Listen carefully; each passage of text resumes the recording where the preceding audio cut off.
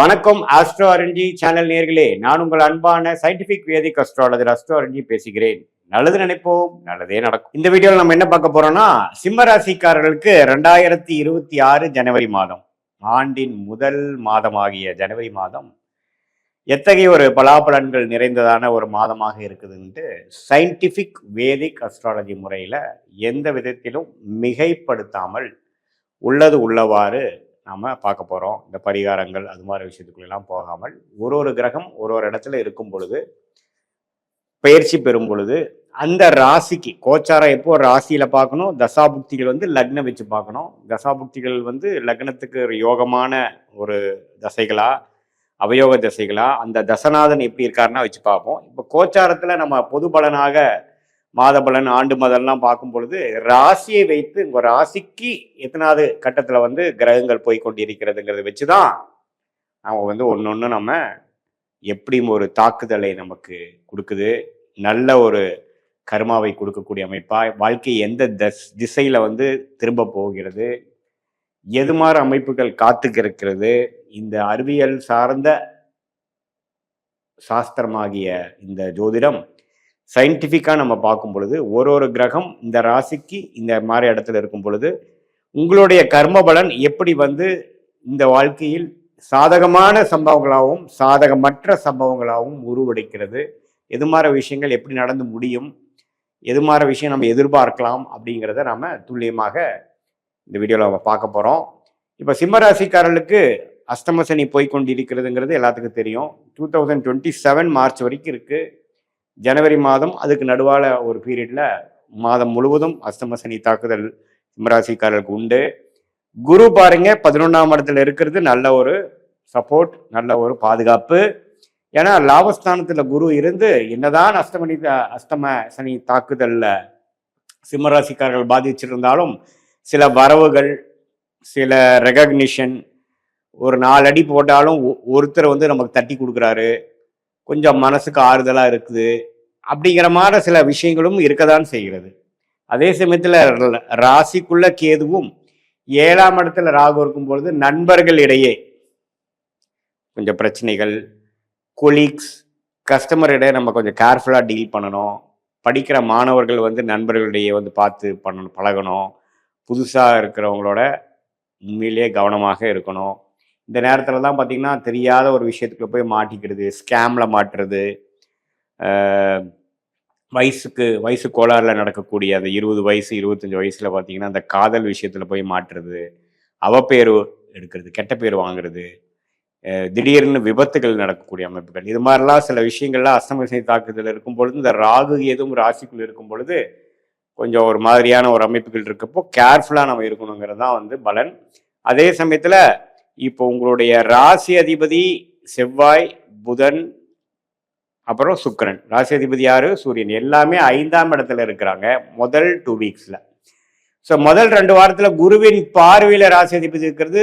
ஜனவரி மாதம் நியூ இயர்லேருந்து பார்த்தீங்கன்னா பொங்கல் டைம் வரைக்கும் நிறையா நல்ல விஷயங்கள் நடக்குது, மன உற்சாகமாக இருக்கும். ஒரு நாளும் பார்த்தீங்கன்னா மகிழ்ச்சிகரமாக போகக்கூடமா இருக்கும். என்னதான் அஷ்டம சனி தாக்கு ஒரு பக்கம் பிரச்சனை இருந்தாலும் சிலதெல்லாம் உங்களுக்கு பாசிட்டிவாக நடந்துட்டு இருக்கக்கூடிய அமைப்புகள் பரிபூர்ணமாக உண்டு. ஸோ அதனால முதல் 2 வீக்ஸ் ரொம்ப நல்லா இருக்குது சிம்மராசிக்காரர்களுக்கு. தை பிறந்ததுக்கு அப்புறம் பொங்கலுக்கு அப்புறம் பார்த்தீங்கன்னா எல்லா கிரகமும் 6ஆம் இடத்துக்கு போய் குருவின் பார்வையிலேருந்து விலகிறார். ஸோ அது என்ன ஆகும், சில விஷயங்கள் புதுசாக ஒரு ப்ராஜெக்ட் ஸ்டார்ட் பண்ணுறது, ட்ராவலிங், புதுசாக ஒரு இடத்துக்கு போகிறது, குடுக்கல் வாங்கல்ல புதுசாக ஒரு இன்வெஸ்ட்மெண்ட் பண்ணுறது, ஒரு தொடர்பு கொண்டு வர்றது, அது மாதிரி புதிய விஷயங்கள் தை மாதத்துக்கு அப்புறம் பண விஷயமா இருந்தாலும் சரி, இடம் இருக்கக்கூடிய இடம் டிராவலிங்காக இருந்தாலும் சரி, அதே சமயத்தில் தொடர்புகள் விஷயமா இருந்தாலும் சரி, முதலீடுகள் விஷயங்கள், இது எல்லாமே கொஞ்சம் activity filled second half of January உங்களுக்கு 6ஆம் இடத்துல சூரியன், புதன், செவ்வாய், சுக்கிரன் எல்லாமே பார்த்தீங்கன்னா ஜனவரி 15 16க்கு அப்புறம் மாறுறாங்க.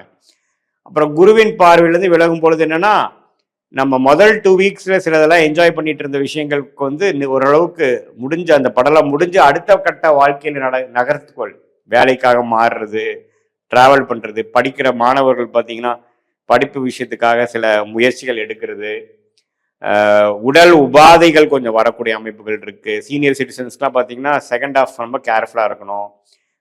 கரெக்டான மெடிசன்ஸ் எடுக்கிறோமா, கரெக்டாக எடுக்கிறோமா, நம்மளுடைய உடலுக்கு வேணுங்கிற ஃபுட்டு, எக்ஸசைஸு எல்லாமே கரெக்டாக பண்ணுறோமா, கவனமாக இருக்கிறோமா எல்லாத்துலேங்கிறதையும் பார்த்துக்கணும்.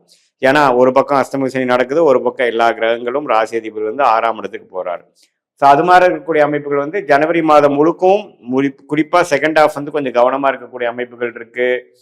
மாணவர்களாக இருந்தாலும் சரி, இளைய வயதினராக இருந்தாலும் சரி, நடுத்தர வயதினராக இருந்தாலும் சரி, சீனியர் சிட்டிசனாக இருந்தாலும் சரி, எல்லாருமே அவங்களுடைய வாழ்க்கைக்கு என்னென்ன விஷயங்கள் போய்கொண்டு இருக்கிறதோ எல்லாத்துலேயுமே சிரத்தையாக டியூ டெலிஜென்ஸ்னு சொல்லுவாங்க, எல்லாத்துலேயுமே ஃபுல்லாக வெரிஃபை பண்ணிட்டு சமயோஜ்ய புக்தியோட செயல்படணும். விவேகமானு கேட்டிங்கன்னா விவேகமாக செயல்படணும். இல்லை சார் நம்ம விவேகமாக செயல்படாமல் கொஞ்சம் வேகமாக முடிவெடுத்து நடந்தால் என்ன நடக்குங்க சாமி அப்படின்னு நீங்கள் கேட்டிங்கன்னா என்ன நீங்கள் எதிர்பார்க்கிற விளைவுகள் வராது. நீங்கள் ஒன்று நினைக்கிறது ஒன்று, நடக்கிறது ஒன்று. நீங்கள் ஒருத்தரை நினச்சி இவர் இப்படி தான் அப்படின்னு நினச்சி நீங்கள் ஒரு சில விஷயங்கள் அவர்கிட்ட பண்ணுறீங்க, அது அப்புறம் தான் தெரியும் அவர் அது மாறினவர் இல்லை, நாம் வந்து தப்பு கணக்கு போட்டோம் அப்படின்னு தெரியும். நண்பர்கள் விஷயத்தில் நாம் ஏதோ ஒன்று பேசுனது தப்பாக மிஸ்கம்யூனிகேட் ஆகும். நம்மளோட ஆஃபீஸில் பாலிடிக்ஸ் பயங்கரம் அதிகமாக இருக்கும். நமக்கு பின்னாடி போய் பேக் ஸ்டாபிங் பண்ணுறது, புறம் பேசுறது, நமக்கு பின்னாடி எதிராக வேலை செய்கிறது, எதிரிகளின் நடமாட்டங்கள்லாம் கொஞ்சம் அதிகமாகும். ஸோ இப்படியெல்லாம் இருக்கிறதுனால நம்ம கொஞ்சம் கேர்ஃபுல்லாக இருந்துக்கக்கூடிய அமைப்புகள் கட்டாயம் தேவைப்படுகிறது.